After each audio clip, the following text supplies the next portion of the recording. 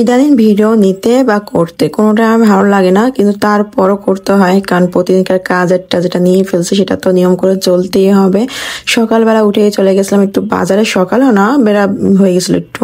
আসসালামু আলাইকুম, কেমন আছেন সবাই? আশা করি সবাই খুব ভালো আছেন। যেহেতু আমি খুব কমই মাছ কিনতে পারি, মানে চয়েস না হলে আমি কখনোই মাছ কিনি না। যদি মনে চায় যে না আজকে একটু ফ্রেশ ফ্রেশ মাছ কিনবো, তো তখন আমি মানে জানি যে কোন কোন দিন আর কি ফ্রেশ মাছ আর কি বিক্রি হয়, মানে শপে এগুলোতে নিয়ে আসে, তো ওই দিনকে আমি মাছ কেনার ট্রাই করি। তো আজকে সত্যি আমি গেলাম, দেখলাম প্রচুর মাছ তুলছে আর এত এত সুন্দর মাছ, আর আমার সবগুলো অনেক বেশি পছন্দ, কিন্তু তার ভিতরে আমার সবচাইতে যেগুলো ভালো লাগে ওইগুলো নিয়ে আসছি।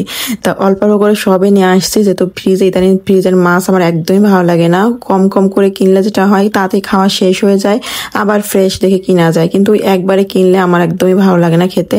আর সবচাইতে বড় কথা, এখন যে তোমার ছেলেকেও খাওয়ানো লাগে, তো এই জন্য চেষ্টা করি ফ্রেশটা খাওয়ানো, বেশি দিন যাতে না হয়, যাই খাবে মানে খুব ফ্রেশ খাবে, এটাই আর কি। তো এইখানে চিংড়ি মাছ নিলাম, পাবদা, তারপরে গরুর মাংস, কলজা, তারপরে বড় বড় সমুদ্রের ট্যাংরা। তো ইলিশ মাছ যেহেতু নিয়ে আসছি, আর ইলিশ মাছ ফ্রিজে রেখে খাওয়ার ঘরে আমাদের একদমই চলে না, কারণ খেতে কারোরই ভালো লাগে না। ইলিশ মাছের ভিতরে একটা কেমন গন্ধ হয়ে যায়, এই জন্য এটাই তাজা আমি রান্না করে ফেললাম আর ভেজে রান্না করব। মাছটা খুবই ভালো ছিল সত্যি।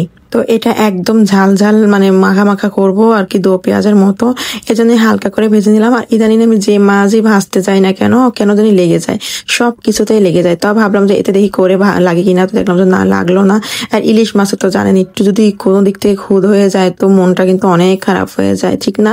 এই মাছটা খুব শৌখিন মাছ, যাই বলেন। কিছু কিছু রান্না আছে যেদিনকে যেটা করা হয় ওইটা দিয়ে কিন্তু মানে চলে যায়, আর কোনো কিছু করার দরকারই পড়ে না। তেমন এটাই, মানে ইলিশ মাছটা যেহেতু আমি দো পেঁয়াজা করবো, এটার সাথে তো আর কোনো কিছুই ভালো লাগবে না, এই একটা রান্না দিয়ে কিন্তু খুব সুন্দর ভরপুর খাওয়া হয়ে যাবে। তো এখানে পেঁয়াজের পরিমাণটা একটু বেশি দিব, যেহেতু ইলিশ মাছে তেমন কিছুই দেওয়া লাগে না, তার তুলনায় একটু পেঁয়াজটা একটু বেশি দিলে হয় কি খেতে ভালো লাগে। আর এর ভিতরে যদি আমি বাড়তি কোনো মশলা দিই, তখন ওই ইলিশ মাছের যে একটা ঘ্রাণ, সেই ঘ্রাণটাও কিন্তু একদমই চলে যায়।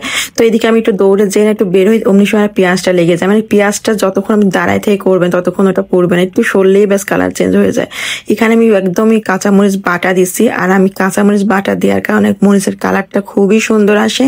একটু গুঁড়ো জাল দিলে ব্যাস কালারটা এত সুন্দর আসে, মানে খেতেও খুব স্বাদ লাগে ইলিশ মাছটা। তারপরে আবার কালারটাও দেখতে সুন্দর লাগে।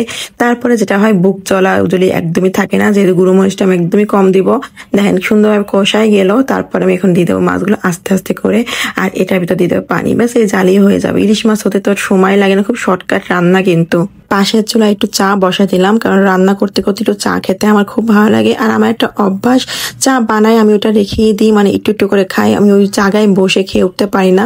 তার জন্য আমার উপর সবাই খুব রাগ করে যে কখনো দেখলাম না একটা চা খেয়ে উঠতে, মানে আমি রেখে রেখে মানে হেঁটে চলে খাই। তো এই হচ্ছে আমার রান্না হয়ে গেল। আর এখন আমি যেটা করব, আলু ভর্তা।